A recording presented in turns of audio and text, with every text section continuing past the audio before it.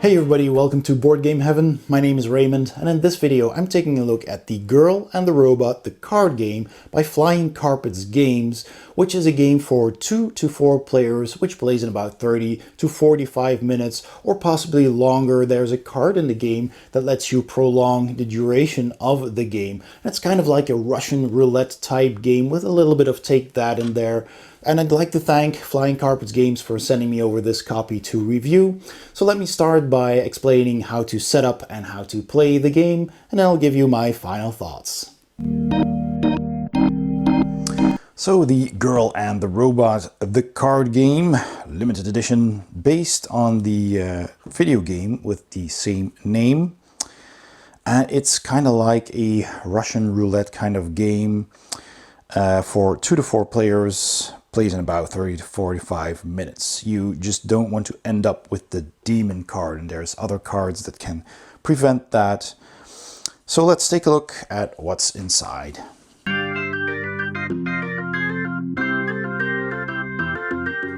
So we have the lore book, which looks nice, has some nice bit of art on the cover and inside as well. With a bit of a story even. The girl, the robot, but there's also the evil queen and the shadow robot. So when you're playing 4 players, you're basically playing team versus team. So there's the turn order. There's lots of graphics in here, so there's not a whole bunch of rules. Many of the cards are basically explained here. And this is the part with the rules. So that's quite short. It's basically just this. Just 4 sentences really. Most of it is on the cards. And that's it. So that's nice. And of course you have a foam insert, which is quite unique. I haven't seen that before in a game. So that's pretty nice. So we have these cards, and there's just a wrapper around them. The demons that you don't want to get. Turn order reminder, which you can flip around. And the several cards, the player cards, characters. And the rest of them are action cards, like these. So we have all of those here. And more of those here. And then we have ability points. Let's see. So that's these with 1 and 2 and 3. And then we got weapons, all different kinds of weapons.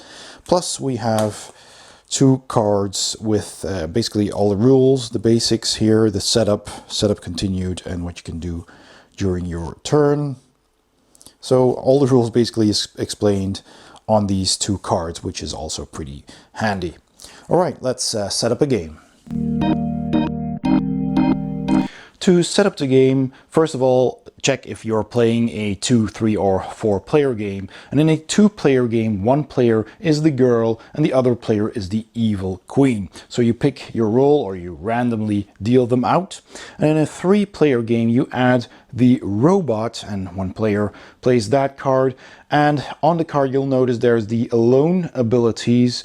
And on the other side, there's team abilities. So if you're playing a 3 player game, then the girl and the robot are 2 players playing together, and they both flip over the cards and then have these team abilities. And of course, in a 4 player game, the evil queen also has an ally, which is the shadow robot, and then they also flip over their cards to their team abilities.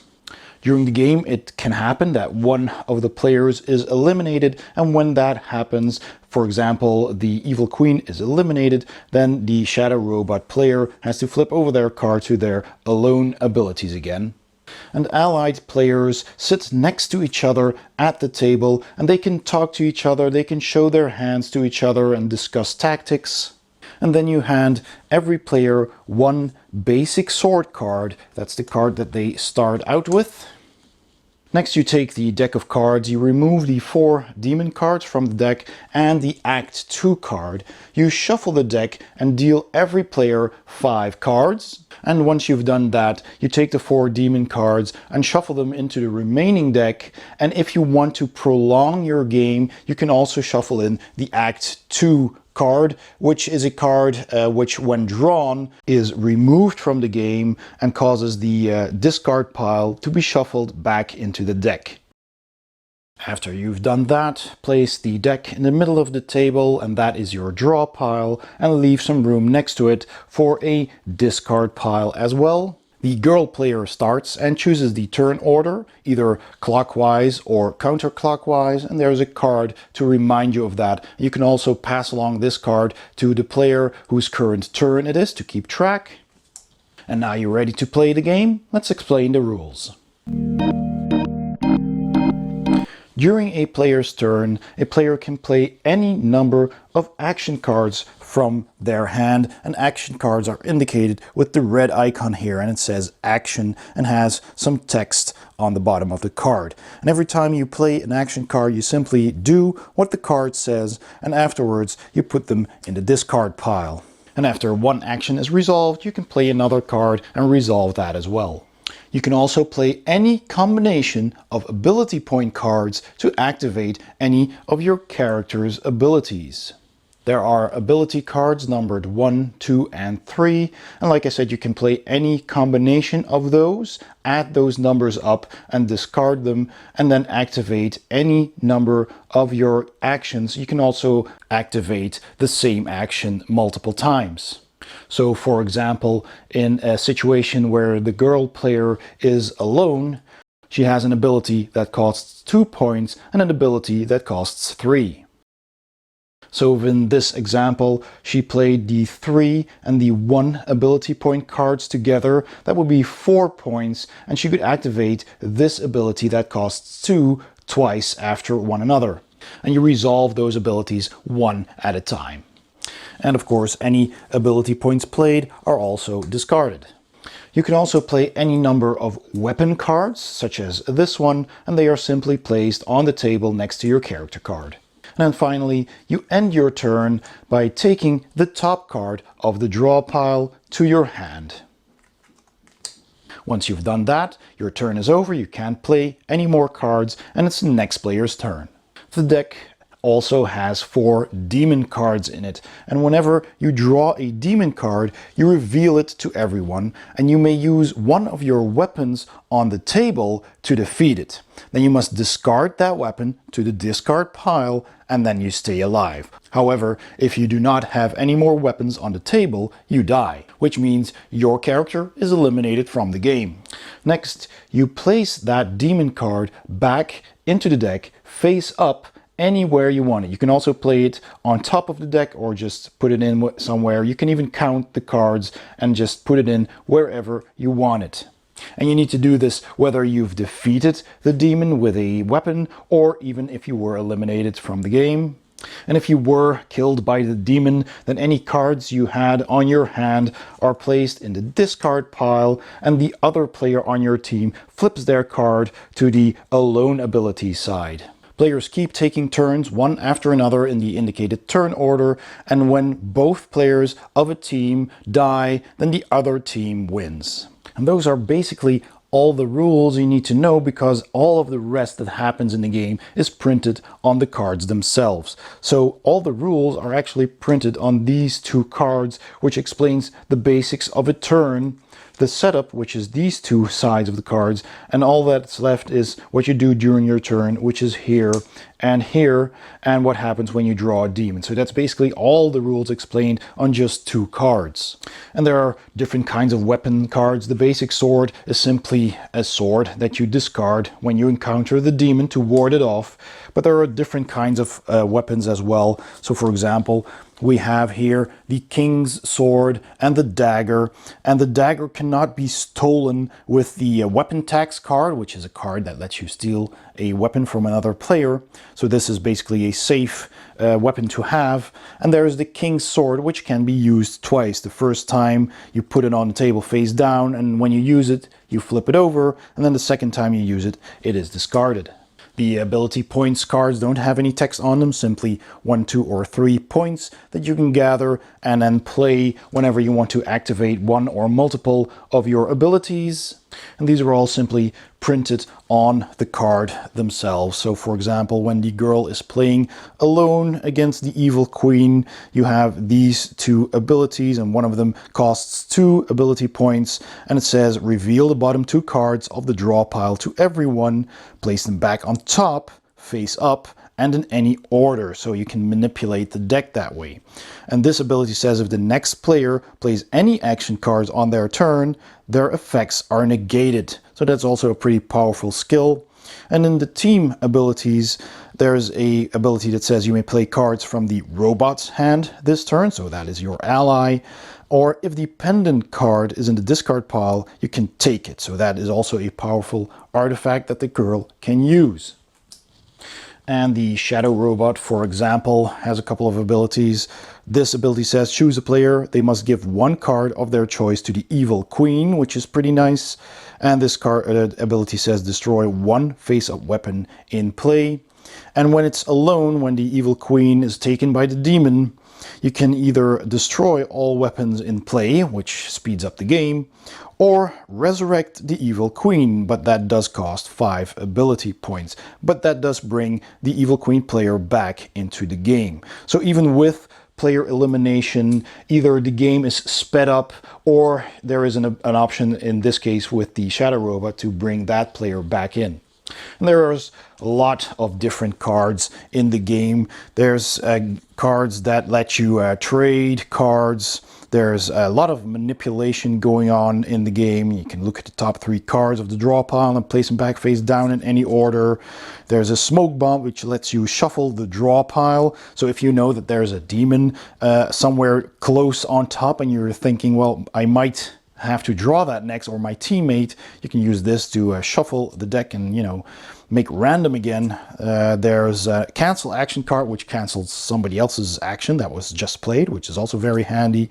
You can evade by not drawing cards and decide a new turn order. So that means you can take this card and flip it over if you want to. And there's all kinds of cool cards, different weapons. There's a lure card that lets you search the draw pile for a demon and then shuffle the draw pile and place the demon face up under the top 2 cards.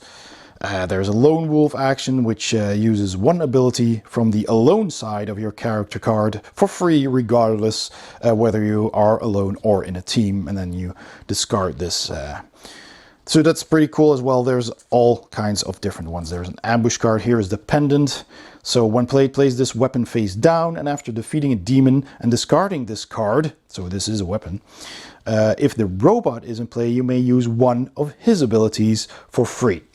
So also very powerful cards. Here's the weapon tax cards that lets you take another weapon from another player, and so forth. So, you know, those are all the cards. Here's a peace treaty card with lovely art from the anime. All right, that's basically all you need to know. Let's go to my final thoughts. So my final thoughts on The Girl and the Robot, the card game by Flying Carpets Games. Well, let's start with the components. The cards you see here are of a very decent quality. They're nice and thick. They're big enough so that they're easy to read. The art is clear on them. The colors are clear. The text is clear. Everything is pretty well made. And also the character cards here have clear text on them. There's not a whole lot of text, just their abilities basically, and some nice artwork. And the girl and the robot are on this amber, in this amber color, and the evil queen and her robot are in this evil purple color, which is nice and thematic as well. They are double-sided for their alone and their team abilities, which is also very clear. And all the other cards are also very clear. I do like the demon card here, and all the other cards just have this nice artwork and a bit of text on them. So the components are pretty well made. Even the box is nice and sturdy. It's pretty compact. And the insert of the box, I have one with foam. I've also seen one with a plastic insert, but I think they've improved on this design because the original plastic insert did not hold sleeved cards, and I sleeved a couple of these cards, the character cards, and as you can see, those fit in nicely. It just fits, and I've used Paladin sleeves that fit this size of cards very nicely. And those do fit into the box, and if I stack all the cards together unsleeved, they will fill one of these two slots. So if I sleeve them, I'm gonna have to use both, but they will still fit inside this foam insert. So that's well done, I think. And like I said, the box is very sturdy, nice thick material. So it has the nice artwork on the back and a little bit of explanation of the game as well. So speaking of the artwork, I really love the artwork. It's clearly based on an anime style. It's based on the computer game of the same title, which I have not played, but it looks really lovely. And they've included some art on all of these cards in different colors, basically all one shade of color per card, but it looks really lovely, really nicely done, and it's very clear which cards are in action. They have this red icon and it says action at the top and even at the bottom, which is upside down. I don't know why, because you wouldn't hold the cards upside down because they have text on them, so it might as well have been the right side up. I don't know. But it does clearly say what is an action card. You can clearly recognize the ability point cards as well. And the weapon cards are in a bluish purple, and they also say weapon on them. So there's no mistaking what they do. Oh, although this weapon card is amber colored as well, but it does still say weapon, and it does still have that same icon. So all of that is very clear. Lovely artwork, especially the back of the cards is very nice, where you can see the robots and two queens and the girl in the middle there. Looks very nice. I also like that they included this turn order card that you can flip around, which is also nicely illustrated with this arrow and some clouds and wings on it too. Yeah, it just looks nice, and it helps to remind you which order you're playing, and you can pass it along as well to remind you who is the active player.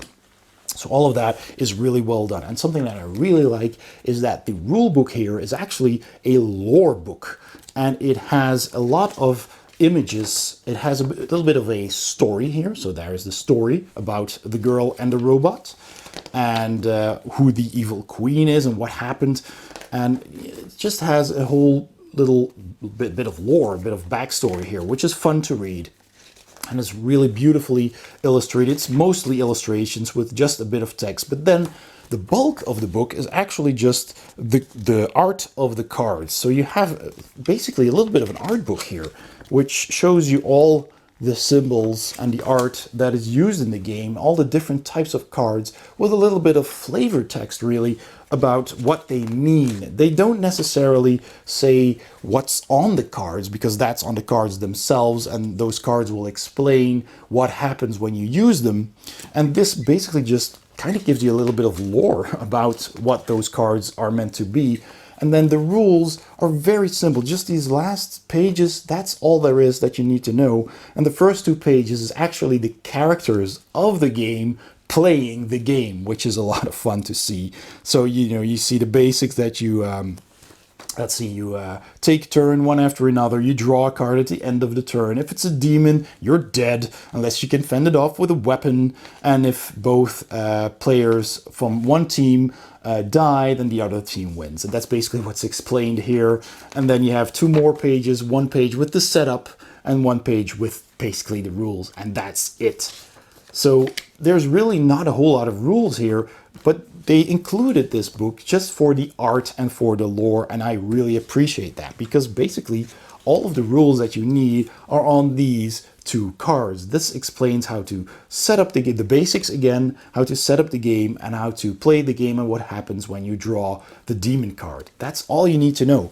It's incredibly simple and incredibly fun to play. Now this is basically a Russian roulette game. You've got a deck of cards and you don't know what you're drawing, but there are multiple cards in the game that let you manipulate the deck, let you look at the cards or look at the cards at the bottom and place them on top, or shuffle the deck, or place a card in any order or in an order that you prefer on top of the deck, so that you, if there is a demon in there, that you won't be the one drawing it. And if you're playing with teams, that you can make sure that one of the opposing team members will draw that card. But of course they have cards to manipulate the deck as well. There's even cards that will interrupt your action or cancel your action, and all of that is a lot of fun. So there's some take that in there, there's some bluffing in here. So yeah, which basically already takes me to the gameplay, which made me skip over the theme. Usually I also mention the theme before I go to the gameplay, but like I said, it's about the girl and the robot. Now, the theme isn't necessarily very important to this game, but it is a fun theme. It's nice. It's not really relevant, but it does add some flavor. The only part about the theme that really is in the gameplay is that you're basically playing team versus team, as in good versus evil, and you have the demon in there which causes you to die. That's the Russian roulette part here. That's the demon card, which is also pretty cool. So back to the gameplay.